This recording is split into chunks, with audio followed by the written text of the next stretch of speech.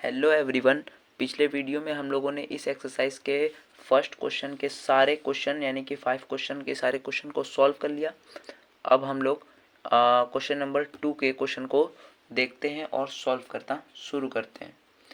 Question number 2 बोल रहा है, question number 2, choose the correct option and justify your choice. मतलब कि इन सभी में से कोई एक ऑप्शन को चूज़ करना है और अपने ऑप्शन जिसको हम लोगों ने चूज़ किया उसको जस्टिफाई भी करना है। तो पहला क्वेश्चन देख लेते हैं। दिया हुआ है 2 tan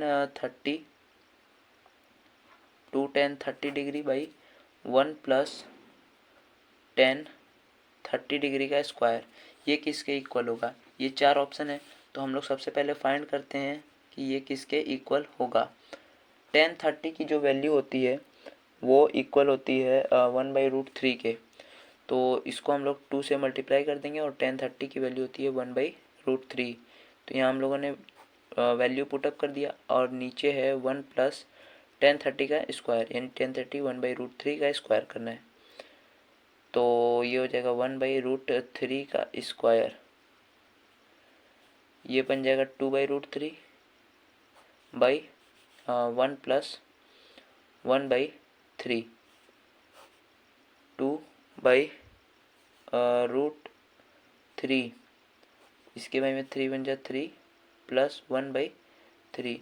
चूँकि हम लोगों ने 3 का एलसीएम ले लिया तो आ गया 3, और यहाँ पे 1 था तो ये 3 से मल्टीप्लाई होकर 3 बन गया, प्लस यहाँ पे 3 है तो 3 बन जाए 3 और 1 बन जाए 1 हो गया, तो 3 + 1/3 हो गया।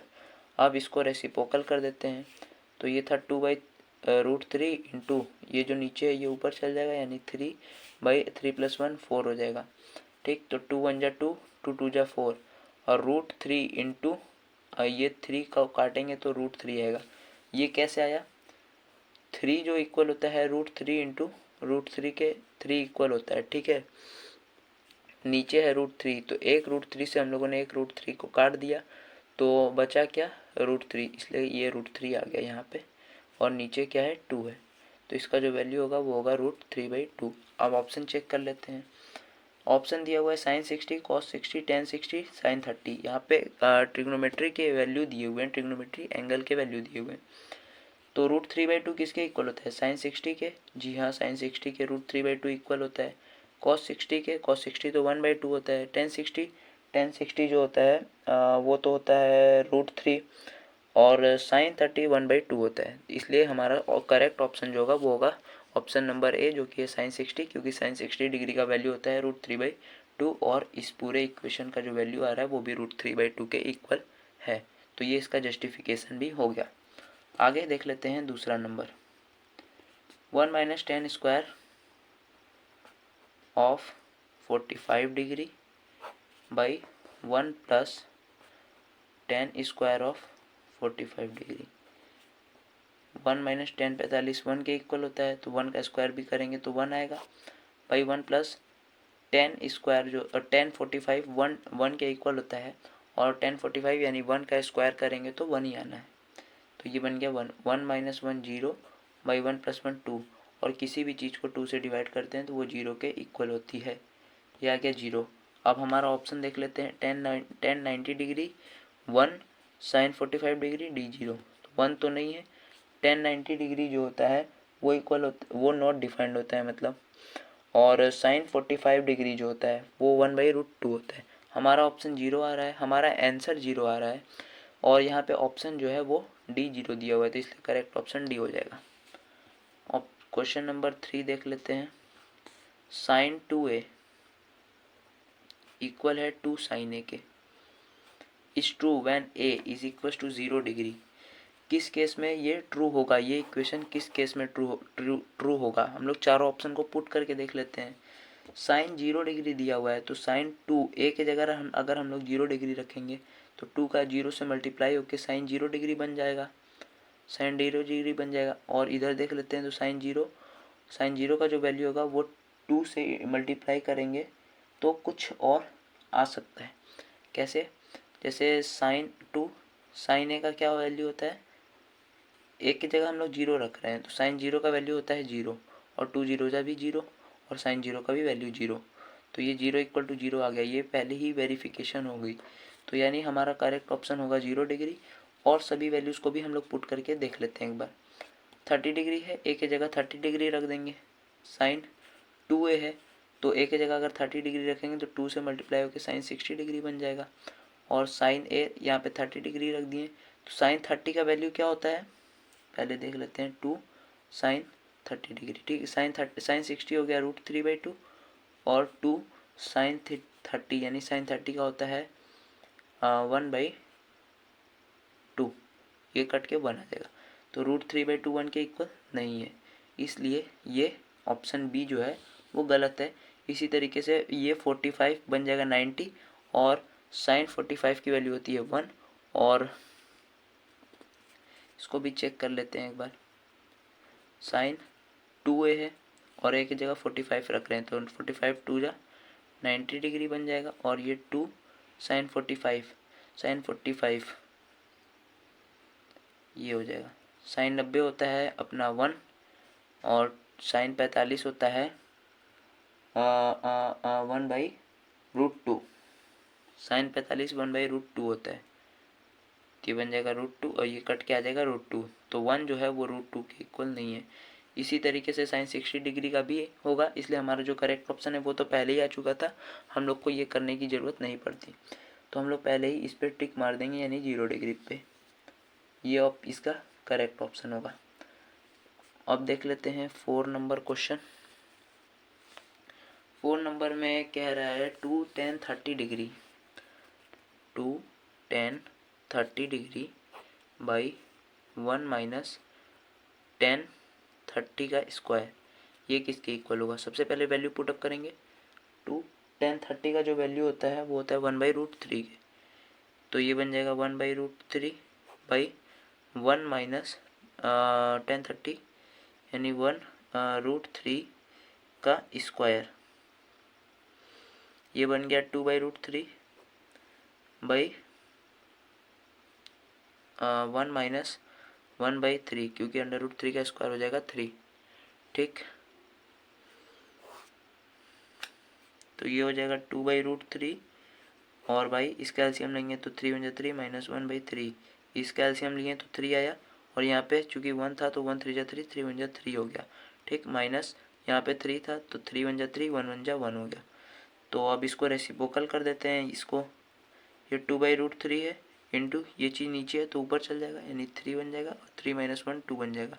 तो ये आ गया, 2 से 2 कट गया और √3 से अगर 3 को काटेंगे तो आएगा √3, ठीक है, √3 आ जाएगा। और हमारा ऑप्शन देख लेते हैं। ऑप्शन नंबर ए में दिया हुआ है cos 60 डिग्री। cos 60 क्या होता है 1/2 होता है, तो ये गलत हो गया। sin 60 √3/2 होता है, ये भी गलत। tan 60 जो होता है वो इक्वल होता है √3 के, तो ये ऑप्शन सही है। sin 30 1/2 के इक्वल होता है, इसलिए हमारा ऑप्शन नंबर सी सही है, क्योंकि tan 60 डिग्री जो होता है वो √3 के इक्वल होता है और ये इक्वेशन जो है वो √3 के इक्वल आया है। तो इस तरीके से ये क्वेश्चन भी हो गया है सॉल्व। अब देख लेते हैं question number 3। If tan a plus B बराबर √3 है and tan a minus B बराबर 1/√3 है और a प्लस बी जो है वो 0 डिग्री से बड़ा है और 90 से छोटा है या फिर इक्वल, और a जो है वो b से बड़ा है, फाइंड a एंड b। चूँकि a जो है वो b से बड़ा है, देख लेते हैं कैसे होगा ये क्वेश्चन। यहाँ पे क्वेश्चन नंबर 3 देख लेते हैं। यहाँ पे दिया हुआ है tan a plus B equal है √3 के, और यहीं पे दूसरा इक्वेशन दिया हुआ है tan a माइनस बी जो है वो इक्वल है 1/√3 के। tan a प्लस बी √3 के इक्वल है, tan a माइनस बी 1/√3 के इक्वल है। बट जो हम लोग जानते हैं ट्रिग्नोमेट्री टेबल से वो होता है tan किस एंगल का वैल्यू √3 होता है, तो tan 60 डिग्री का √3 होता है, यानी कि a प्लस बी के जगह यहाँ पे अगर हम लोग 60 लिख दें तो ये √3 का इक्वल होता है। a प्लस बी का वैल्यू क्या आया 60 डिग्री, क्योंकि tan a प्लस बी बराबर √3 दिया हुआ है और हम लोग जानते हैं tan 60 बराबर √3 होता है, तो a प्लस बी का सीधा सीधा वैल्यू 60 डिग्री आ गया। तो यहाँ से अगर हम लोग देखें तो a प्लस बी बराबर 60 डिग्री आ गया। Similarly tan a minus B बराबर 1/√3 दिया है, बट टेन 30 डिग्री जो होता है वो 1/√3 के इक्वल होता है। तो a माइनस बी किसके इक्वेट आ गया, किसके इक्वेट में है, ये 30 डिग्री के इक्वेट में है। ठीक, अब ये दो इक्वेशन हम लोग को मिला, a प्लस बी बराबर 60 degree and a minus B बराबर 30 डिग्री। ये इक्वेशन नंबर 1 मान लेते हैं और ये इक्वेशन नंबर 2 मान लेते हैं। अगर इन दोनों को अगर हम लोग ऐड करते हैं, ऐड मान लेते हैं, इन दोनों को ऐड कर देते हैं, यहाँ पे एक इक्वेशन, यहाँ पे एक लाइन डाल देंगे, on adding equation 1 and 2 we get, तो a plus B plus a minus B 60 plus 30 degree. ठीक, a plus B plus a minus B plus B minus B cancel, a plus a 2a बराबर 60 30 90। a बराबर क्या आ गया, ये नीचे आएगा और कट के 45 डिग्री बन जाएगा। तो एंगल a बराबर क्या आ गया, 45 डिग्री। सिमिलरली अगर हम इन दोनों को माइनस करें, यहाँ पे एक लाइन डाल देंगे कि on subtracting equation 2 from equation 1 क्या मिलेगा, a प्लस बी माइनस करना है a माइनस बी को इसमें से, और 60 माइनस 30, तो a प्लस बी, ये माइनस a और ये माइनस माइनस प्लस b बराबर 60 में से 30 गया 30 degree, minus a plus a cancel, 2b बराबर 30 डिग्री, तो b बराबर ये नीचे आएगा और बना देगा 15 डिग्री। हेंस एंगल a की value 45 degree and angle b की value 15 degree. a plus a and b का वैल्यू ये ही होगा। आगे देख लेते हैं क्वेश्चन नंबर 4 को, जो कि इस एक्सरसाइज का लास्ट क्वेश्चन है। यहाँ पे दिया हुआ है कि state whether the following are true और फॉल्स, जस्टिफाई योर आंसर, मतलब कि ये कुछ क्वेश्चन दिए हुए हैं, इन्हें हमें बताना है कि ये ट्रू और फॉल्स है, जस्टिफाई भी करना है। देख लेते हैं, साइन ए प्लस बी इक्वल होगा साइन ए प्लस साइन बी के, क्या ये इक्वल होगा? मान लेते हैं एंगल यही देख लेते हैं, एंगल 45, और मान लेते हैं एंगल ए जो है वो 45 है और बी जो है वो 15 है। तो यहाँ पे दिया हुआ है साइन ए प्लस बी, साइन ए प्लस बी यानी 45 15, ये हम लोग अपने से लेट किए हैं समझने के लिए। तो ये कितना हो जाएगा, 60 हो जाएगा, साइन 60 हो जाएगा, और यहाँ पे दिया हुआ है साइन ए, तो साइन 45 मान लेते हैं साइन ए प्लस साइन बी, ये तो हो जाएगा साइन 60, जिसका वैल्यू क्या हो जाएगा, √3/2 बन जाएगा, और साइन ए क्या है 45, तो साइन 45 का वैल्यू 1/√2 प्लस साइन 15, साइन 15 का नहीं पता तो 30 का आधा कर देंगे, साइन 30 का आधा कर देंगे, यानी साइन 30 होता है 1/√2, उसका आधा कर देंगे 2, सॉरी साइन 30 का होता है 1/2 और उसका आधा करेंगे तो बाई 2 कर देंगे और उसको रेसिप्रोकल करके 1 आ जाएगा, तो साइन 15 हो जाएगा 1 और ये हो जाएगा साइन 45 1/√2। तो क्या ये √3/2 के इक्वल होगा?